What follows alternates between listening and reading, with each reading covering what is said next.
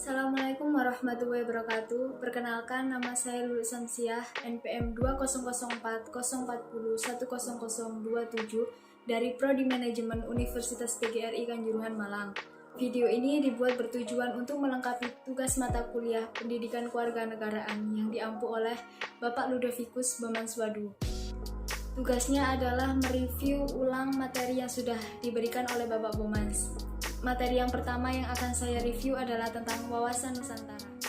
Dalam wawasan Nusantara yang akan saya bahas yang pertama adalah tentang konsep dan urgensi wawasan Nusantara. Wawasan Nusantara dapat dibedakan menjadi dua pengertian, yakni yang pertama secara etimologi, yang kedua secara terminologi. Yang secara etimologi, wawasan Nusantara berasal dari dua kata, yaitu wawasan dan Nusantara. Wawasan berasal dari kata wawas dalam bahasa Jawa yang berarti pandangan, sedangkan Nusantara gabungan dari dua kata yaitu nusa dan antara, nusa yang artinya pulau.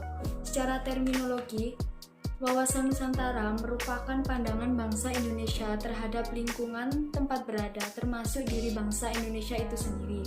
Jadi, bangsa Indonesia menganggap wilayah di dalamnya itu dalam satu kesatuan. Itulah hakikat atau esensi dari wawasan Nusantara. Hakikat atau esensi dari wawasan Nusantara adalah persatuan bangsa dan kesatuan wilayah. Pembahasan yang kedua ada tentang sumber historis, sosiologis, dan politik tentang wawasan Nusantara. Yang pertama adalah latar belakang historis wawasan Nusantara. Berawal dari Perdana Menteri Insinyur Haji Juanda Kartawijaya pada tanggal 13 Desember tahun 1957. Mengeluarkan deklarasi yang kita kenal sebagai Deklarasi Juanda. Isi pokok dari Deklarasi Juanda tersebut adalah penentuan lebar laut teritorial Indonesia 12 mil dengan cara ditarik garis dari yang menghubungkan pulau terluar dari Indonesia. Dengan adanya garis teritorial tersebut, sekarang wilayah Indonesia menjadi satu kesatuan. Sebelum dikeluarkannya Deklarasi Juanda, Indonesia didasarkan pada Ordonansi tahun 1939 yang dibuat oleh pemerintah Hindia Belanda. Isi pokok dari ordonansi tersebut adalah penentuan lebar laut 3 mil dengan cara menarik garis dari pangkal berdasarkan garis air pasang surut. Dengan adanya peraturan pemerintah Hindia Belanda tersebut, dulu pulau-pulau di Indonesia terpisah oleh laut-laut yang di sekelilingnya. Pembahasan yang kedua adalah latar belakang sosiologis wawasan Nusantara. Berdasarkan kondisi sosial budaya masyarakat Indonesia, wawasan Nusantara pada awalnya hanya berpandangan pada keutuhan wilayah, tetapi semakin kesini semakin luas berpandangan menjadi persatuan bangsa.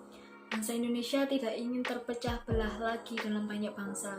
Maka dari itu, untuk mewujudkan persatuan bangsa ini, masyarakat Indonesia butuh penguatan semangat dalam kebangsaan secara terus-menerus. Kondisi sosiologis masyarakat Indonesia dan berlangsungnya penjajahan yang dapat memecah belah bangsa melatar belakangi tumbuhnya semangat dan tekad orang-orang wilayah Nusantara ini untuk bersatu. Pada awalnya bersatu ini hanya untuk mengusir penjajah, tapi selanjutnya menjadi wadah bersatu dalam kebangsaan Indonesia. Pembahasan yang ketiga adalah latar belakang politis wawasan Nusantara. Kepentingan nasional yang mencakup cita-cita nasional, tujuan, visi warga negara Indonesia dimulai dari Deklarasi Juanda yang kemudian dirumuskan dalam naskah GBHN itu sebagai hasil dari konsep politik. Pembahasan yang terakhir ada esensi dan urgensi wawasan Nusantara. Esensi wawasan Nusantara adalah kesatuan atau keutuhan wilayah dan persatuan bangsa, yang di dalamnya ada kesatuan politik, ekonomi, sosial budaya, dan pertahanan keamanan. Wawasan Nusantara ini merupakan perwujudan dari sila ketiga dalam Pancasila, yaitu Persatuan Indonesia. Jadi, setiap warga negara, baik aparatur atau masyarakat biasa, harus berpikir secara utuh demi kepentingan bangsa ini. Sekian pembahasan materi tentang wawasan Nusantara yang bisa saya sampaikan. Apabila ada kurang lebihnya, saya mohon maaf yang sebesar-besarnya. Saya akhiri, wassalamualaikum warahmatullahi wabarakatuh.